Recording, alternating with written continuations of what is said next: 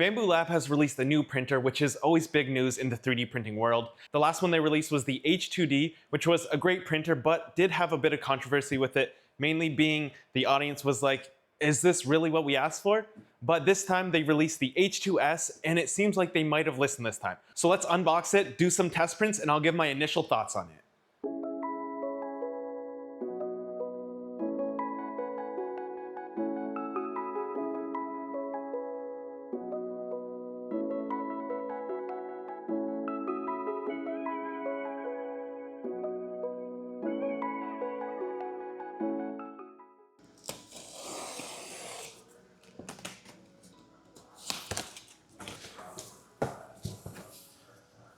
The first thing we're going to do is take a look at the instructions because that's going to tell us how to unbox this printer. And also right on the top here, it does have steps on how to remove the printer easily. So we're going to start by taking off the clips down at the bottom. And at this point, with those clips removed, we can just lift off the top and remove it. So I'm going to start removing some of this packaging on top. And now we can take a look at the accessory box while we're here. So inside the box right here, we have the little toolbox. This will have our Allen keys, our extra nozzle, some grease, and some lubrication for the rails. We have our extra spool holder, or our left spool holder if we have the AMS, which we do. And some extra desiccant packs here. I'm gonna continue to remove some of the packaging. There's some tape here to pull off. Pull away some of this cardboard. That is one thing about Bambu, is they always package their printers really nicely. I've never actually had one damaged before. So at this point, it's free to lift out, and you should always use 2 people when lifting this printer. It is quite heavy to lift on your own.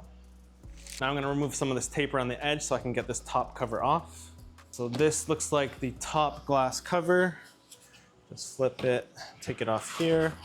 So that will go on top. I'm gonna leave it off for now because I'm still taking out the AMS unit first. So at this point, I'm gonna remove the AMS, get some more of this foam out first. And there'll be some screws marked in red around it. You're just gonna remove that and then remove these plastic brackets, and that'll free up the AMS unit. Every single red circle you see, you're gonna unscrew that. Those will eventually all need to be removed. So now the AMS is free to remove. We're gonna just take a quick look at what's inside right now. So we have some of our PTFE tubes and our power cord in there, as well as the AMS connection cables. Also, while you're here, might as well remove this foam. And these desiccants in the back, you're just gonna open them up, remove them from their plastic, and then put them back in there, because those are gonna help dry your filament or help keep your filament dry while you're printing. So with all those brackets removed, just make sure you remember to remove the 4 screws holding the bed in place. Okay, with the bed unscrewed, there's just a few more things we need to do. Just cut some of these zip ties off. And then there's a bit more foam just around throughout the printer. Before you can power up the printer, you do have to install this little safety key. It's just a little manual way to shut the printer off. Now we're ready to put the top cover on. And we can put the AMS right on top. Now we can plug the PTFE tube into the back here. And then you're gonna feed it into the top one here. Now you're just gonna feed it quite a bit, further than you might think. Now we can plug in the bus cable.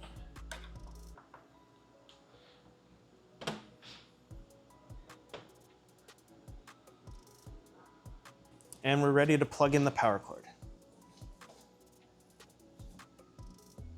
And then just attach the external spool holder like this. Now this will be good for running TPU when you don't want to use the AMS system.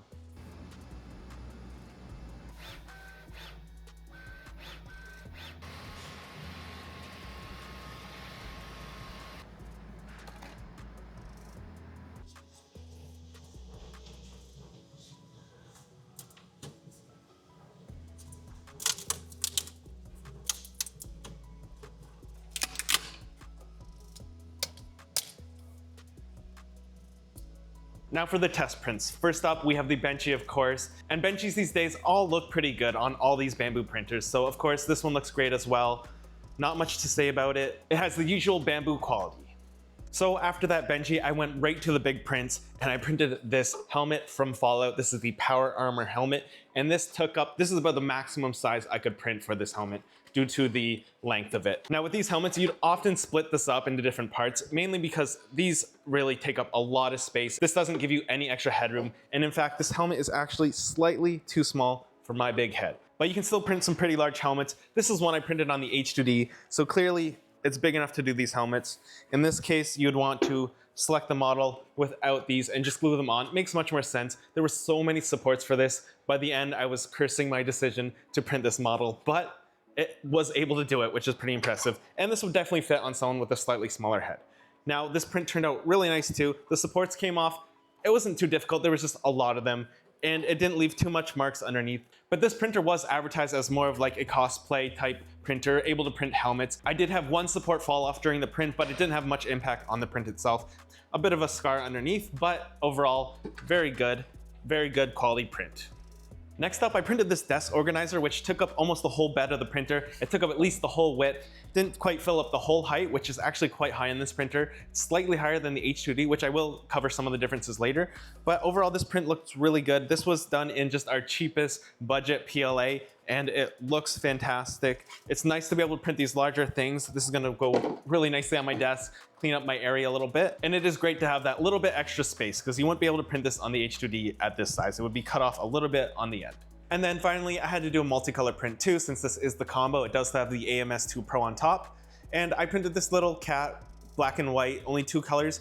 And this is a single nozzle extruder, unlike the H2D. So there is quite a bit of purge waste. For every layer you have to change between white and black. You're gonna have some purge out the back to clear the nozzle of the filament. Otherwise, you'll get the color bleed, and that's a whole issue that the H2D tries to avoid. The BambuLab AMS usually does a really good job with the multi-material prints. All right, so let's talk differences between the H2S and the H2D. Now the H2S is quite a bit cheaper, but it is missing a few features. So the H2D has dual nozzles, which means it can seamlessly switch between filaments without having to purge. You can do 2, plus have it connected to an AMS, so it still does some switching, but for just 2 different materials, you're gonna have almost no waste. Now the H2S switched back to a single extruder nozzle setup in order to make the printer much cheaper. And now that is the big difference between the 2 printers, but it also comes at a big reduced price. And with that, it also has a bigger build volume. Even though the printer is physically the same dimensions and the bed is the same dimensions, you get a little bit extra space because with the H2D, those 2 nozzles sit side by side and you're gonna lose a bit of space on each end. For example, the right nozzle won't be able to get as far to the left as left nozzle would. So you do lose that space in the print setup. Now the H2S doesn't have that issue. You're able to get the full width of the bed. Plus you do get a bit of extra height because the nozzle is a little more compact. The whole setup of the extruder tool head is a little tighter, so you can get it up higher. You're not having the nozzles come down like the H2D. So if what you mostly do is larger prints with a single color, this is a great option. The H2D is a great option too if you do multi-material, but the price difference is pretty significant. This is a really good value. I think it's only priced slightly more than X1C, which is a great value for such a large printer with the newest BambuLab technology in it. And it is also technically slightly faster. There's less mass on that tool head, so it's able to accelerate quicker. So those are the main differences. There are a few more things, such as this glass panel here, but I'm planning on making a video comparing the H2S to the H2D to the H2D Pro, which is another printer. So I'll cover all that in that one. Overall, I think this is a great printer. If you've been a fan of Bambu for a while, maybe you had a P1S or an X1C, and all you wanted was just a bigger build volume, I think this is a great option to go with. Thank you so much for watching. If you liked the video, leave a like, consider subscribing, and I'll see you next time.